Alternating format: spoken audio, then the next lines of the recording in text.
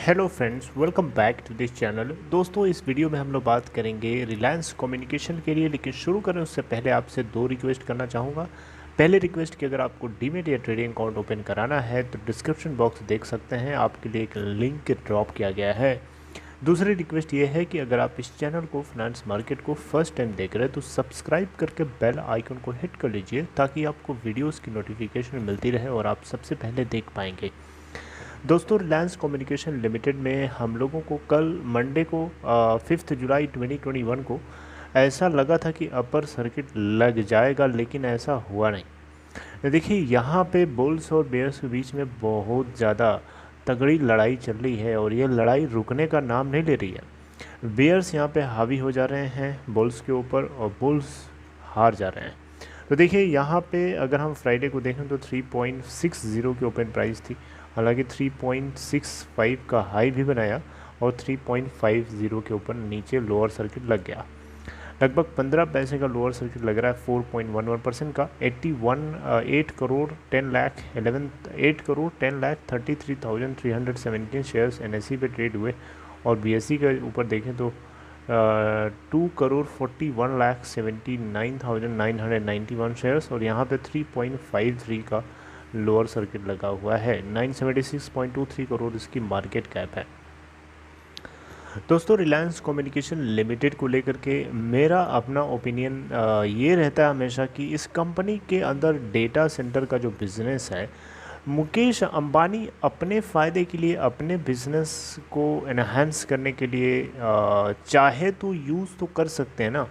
क्योंकि अलग से एक डेटा सेंटर का आप एक सेटअप लगाओगे और एक लगी लगाई कंपनी है जिसकी मार्केट में पहुंच भी है, जिसके मार्केट में कनेक्शंस भी हैं अलग अलग एंटरप्राइजेस के साथ में।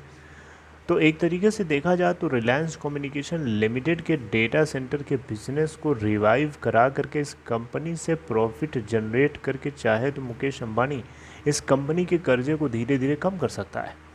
इस कंपनी के कर्जे को कम करने के लिए इसी कंपनी के प्रॉफिट से ही आप यूटिलाइज़ करिए। मेरा ये मानना है कि इस कंपनी के एंटरप्राइज बिजनेस को चलाया जाए और चला करके उसी से प्रॉफिट जनरेट करो और उसी प्रॉफिट से इसके कर्जे को चुकाओ, आप अलग से मत लगाओ। लेकिन दिक्कत ये है कि मैनेजमेंट का कंट्रोल जो है अनिल अंबानी के हाथ में है नहीं और ना वो चला सकते इस कंपनी को अब, क्योंकि अब पूरा का पूरा कंट्रोल रिजोल्यूशन प्रोफेशनल के हाथ में है जो कि डेलोइट है। डेलोइट के हाथ में इसकी जो कमांड है इस कंपनी की, वो इसलिए दी गई क्योंकि एक रिजोल्यूशन प्रोफेशनल इंसॉल्वेंसी प्रोसेस से जब कंपनी गुजरती है तो उसका मैनेजमेंट कंट्रोल जो है प्रमोटर्स के हाथ से निकल जाता है। और यहाँ पे इस समय रिलायंस कम्युनिकेशन लिमिटेड डेट के तले दबी हुई है और ये डेट को ख़त्म करने का मुझे लगता है कि एक समझौता कर लेना चाहिए मुकेश अंबानी को। और मुकेश अंबानी समझौता क्यों करेंगे, अब आप पूछेंगे कि इतना कर्जा है मुकेश अंबानी, क्या पागल लिखा है उनके दिमाग में, वो बेवकूफ़ थोड़े हैं।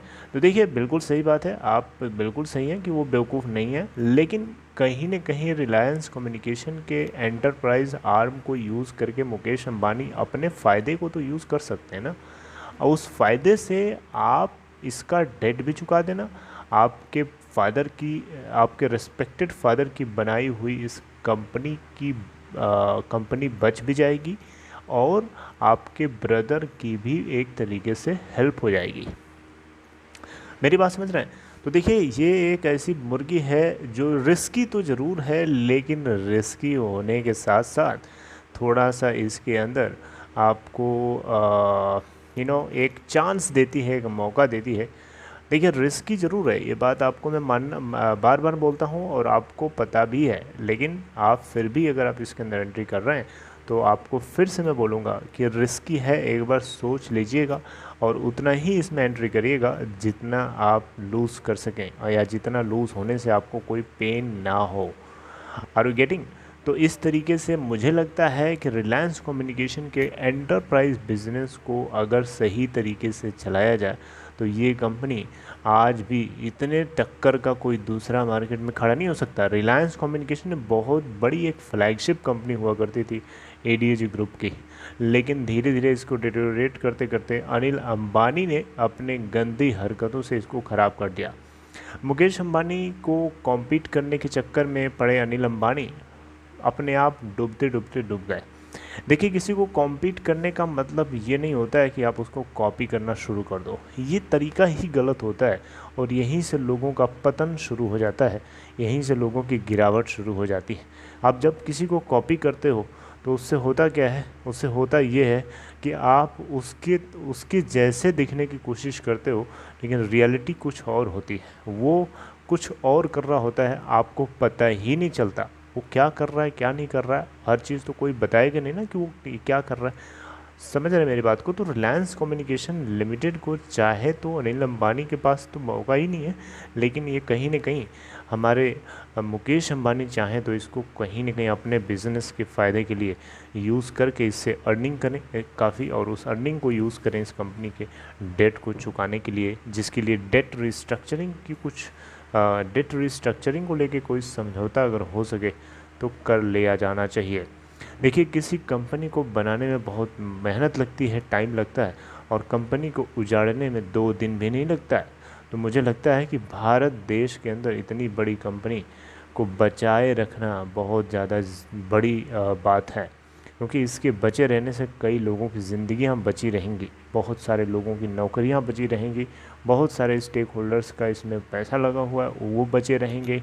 साथ साथ में आपकी कंपनी प्रॉफिट जनरेट करेगी तो उससे आपको टैक्स भी मिलेगा। मेरी बात समझ रहे हैं? तो मल्टीपल फ़ायदे हैं इस तरीके की सोचने के साथ। मुझे लगता है ये सारी बातें जो हैं कहीं न कहीं सही होंगी, लेकिन दिक्कत ये है कि इसको अनिल अंबानी, मुकेश अंबानी तक पहुंचाए तो पहुंचाए कौन? देखिए, आप लोग क्या इस बात से एग्री करते हैं? आप मुझे कमेंट बॉक्स में ज़रूर बताइएगा। दोस्तों, आपसे नेक्स्ट वीडियो में मिलता हूँ, तब तक अपना ख्याल रखिएगा।